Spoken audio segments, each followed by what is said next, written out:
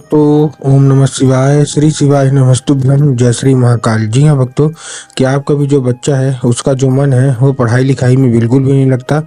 आप लोग बहुत ज़्यादा परेशान हैं उसकी पढ़ाई के लिए कि आखिरकार आपका जो बच्चा है ना वो पढ़ता क्यों नहीं है। जब भी आप उसको पढ़ाने के लिए बैठाते हो तो कहीं वो घूमने चला जाएगा, कहीं वो खेलने चला जाएगा, कहीं कुछ करने लगेगा, कहीं कुछ, लेकिन पढ़ेगा बस बिल्कुल भी नहीं। आपके भी समझ से बाहर है कि आखिर ऐसा क्या हो गया जिसके कारण आपको जो बच्चा है वो बिल्कुल भी नहीं पढ़ता। तो आपको परेशान होने की कोई भी आवश्यकता नहीं है, क्योंकि आज मैं जो आपके लिए उपाय लेके आया हूँ ना, अगर आपने केवल केवल उतना ही उपाय कर लिया और उतना ही उपाय समझ लिया तो अवश्य रूप से आपका जो भी बच्चा है जिसका भी मन पढ़ाई लिखाई में नहीं लगता ना, अवश्य रूप से उसका जो मन है वो पढ़ाई की ओर लगेगा, पढ़ाई की ओर आकर्षित होगा ही होगा। क्या करना है, कैसे करना है, पूरा मैं आपको बताने वाला हूँ और अच्छे तरीके से आपको समझाने वाला हूँ। तो बस एक एक चीज़ ध्यान से सुन के अच्छे से करिएगा ज़रूर। देखिए, आपको भी पता होगा कि पूज्य गुरुदेव की जो कथा होती है उसमें लाखों की भीड़ आती है। कैसे भीड़ आती है? लाखों की भीड़ आती है। और जब गुरुदेव को लाखों की भीड़ आती है तो वहाँ ज़्यादातर जो भक्त होते हैं वो क्या करते हैं, पत्र के द्वारा अपनी इच्छा और पत्र के द्वारा अपनी मनोकामना जो रहती है वो गुरुदेव तक पहुँचाते हैं। तो अभी गुरुदेव की कथा चल रही थी, आज से 4 से 5 महीना पहले की बात है। गुरुदेव की क्या है, कथा चल रही। अब जब गुरुदेव की कथा चल रही थी तो वहाँ लाखों की क्या आई, भीड़ आई।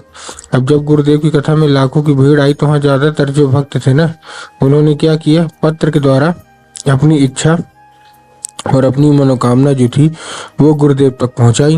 अब जब गुरुदेव के पास पत्र पहुंचा और गुरुदेव ने पत्र पढ़ा तो वहाँ गुरुदेव ने देखा कि ज़्यादातर जो भक्त है ना उनकी क्या है, केवल केवल एक ही इच्छा और एक ही मनोकामना है। क्या मनोकामना है कि गुरुदेव, हमारा जो बच्चा है ना उसका जो मन है वो पढ़ाई लिखाई में बिल्कुल भी नहीं लगता, ठीक ना।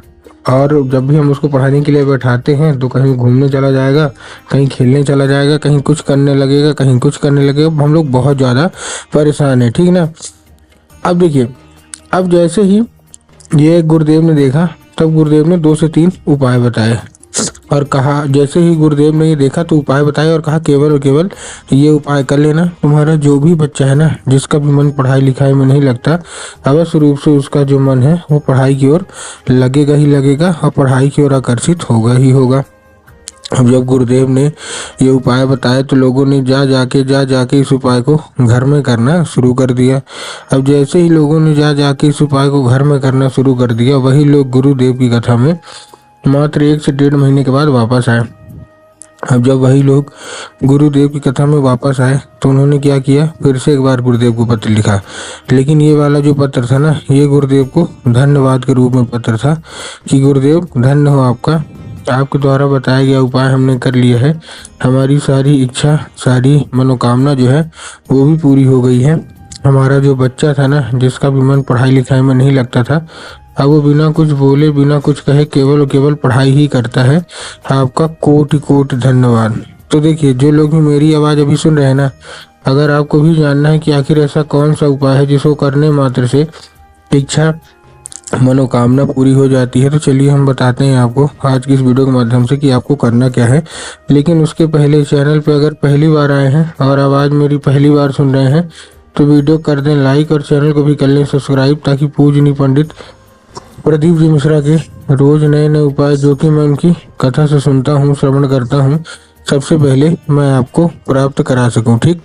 तो देखिए, जो हमारा सबसे पहला उपाय है, इस उपाय में आपको 3 काली तिल और 1 धतूरा लेना है। क्या लेना है? 3 काली तिल और 1 धतूरा। अब देखिए, काली तिल और काली मिर्च में ना बहुत सारे लोग कंफ्यूज होते हैं कि काली तिल क्या है, काली मिर्च क्या है, हमको थोड़ा साफ साफ बताओ। तब गुरुदेव ने साफ साफ बताया है कि आप जिस भी शिव मंदिर जा रहे हैं आपको काली तिल ही लेके जाना है, ठीक। काली मिर्च भूल के भी मत लेके जाइएगा, ठीक। ले गए। अब लेने के बाद आपको करना क्या है, जैसे ही आपने लिया, लेने के बाद आपको चुपचाप क्या करना है, एक काम करना है, अपने बच्चे के हाथ में दिया, उसको भेज दीजिए सीधा सीधा शिव मंदिर। अब शिव मंदिर भेजा, और शिव मंदिर भेजने के बाद आपको क्या करना है, उसको बोलेगा दक्षिण दिशा में खड़ा हो जाए और उत्तर की ओर अपना चेहरा कर ले। अब देखिए दक्षिण और उत्तर में ना बहुत सारे लोग कंफ्यूज होते हैं कि दक्षिण क्या है उत्तर क्या है।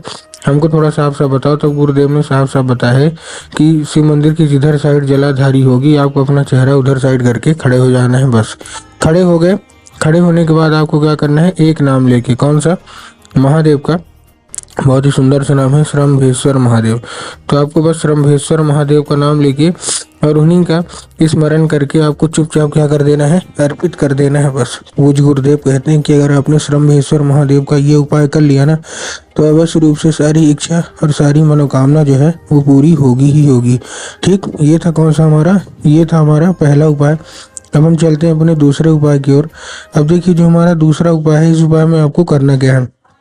इस उपाय में आपको सिंपल सा केवल और केवल एक काम करना है। क्या, इस उपाय में आप जितनी भी माताएं हैं अपने बच्चों के लिए आपको सबसे पहले एक लाल फूल लाना है। और लाल फूल ला लिया।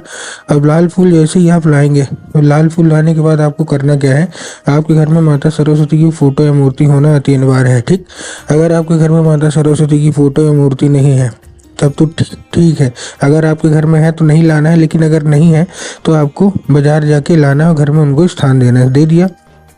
अब शाम के वक्त क्या करना है, शाम के वक्त जब आपके घर में पूजा पाठ होती है ना तो लाल फूल क्या करना है, उठाना है और अपने पहली बात तो शाम को माता सरस्वती को अर्पित करना है और माता से उसको औषधि के रूप में मांगना है कि माता कृपया करके हमको इसको औषधि के रूप में प्रदान करिए। अब क्या होगा, अब ये औषधि के रूप ले लेगा। बस आपको करना क्या है, वो औषधि बन जाएगा। अब उसी रात जब आपका बच्चा अच्छे तरीके से खाना पीना खा के सो जाए तो आपको लाल फूल उठाना है और अपने बच्चे के माथे पे 2 से 3 बार आपको फेर देना है। बस पूज्य गुरुदेव कहते हैं कि अगर आपने ऐसा कर लिया ना तो अवश्य रूप से उस फूल के जरिए स्वयं माता सरस्वती उसके दिमाग में प्रवेश कर जाएंगी और उसका जितना भी दिमाग इधर उधर के कामों में लगता है वहां से ना लग के केवल केवल जो मन है ना उसका पढ़ाई की ओर ही लगेगा ही लगेगा। ठीक, ये था दूसरा उपाय। अब हम चलते हैं अपने तीसरे उपाय की ओर।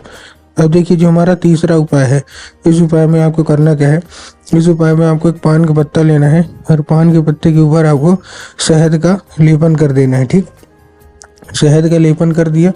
अब शहद का लेपन करने के बाद आपको करना क्या है, जैसे आपने शहद का लेपन किया, शहद का लेपन करने के बाद चुपचाप केवल केवल एक काम करना है, अपने बच्चे के हाथ में दे देना है और उसको भेज देना है कहाँ, सीधा सीधा शिव मंदिर। अब जैसे ही शिव मंदिर आप अपने बच्चों को भेजेंगे, शिव मंदिर भेजने के बाद उसको बोलिएगा कि माता शोक सुंदरी की जगह पे अर्पित कर दे। अब माता शोक सुंदरी की जगह कहाँ होती है, जलाधारी के बिल्कुल बीचों बीच। तो बस आपको क्या बोलना है कि चुपचाप वहीं अर्पित कर दे। बस पूज्य गुरुदेव कहते हैं कि 1 से 1.5 महीना करेगा ना तो अवश्य रूप से उसका जो मन है ना वो पढ़ाई की ओर आकर्षित होगा ही होगा और वो बिना कुछ बोले बिना कुछ कहे केवल केवल पढ़ाई ही करेगा।